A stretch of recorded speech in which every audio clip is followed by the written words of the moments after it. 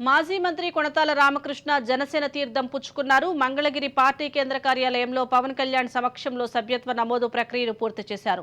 అనంతరం కండువా కప్పి కొణతాలను పవన్ సాదరంగా పార్టీలోకి ఆహ్వానించారు. 2014లో వైసీపీకి రాజీనామా చేసిన కొణతాల ఏ పార్టీలోనూ చేరలేదు. రానున్న ఎన్నికల నేపథ్యంలో ఆయన పవన్ కళ్యాణ్కు జయకొట్టారు. క్షేత్రస్థాయి సమస్యల పరిష్కారానికి స్పష్టత కలిగిన నేతగా రామకృష్ణను భావించడంలో జనసేన క్యాడర్లో జోష్ పెరిగింది.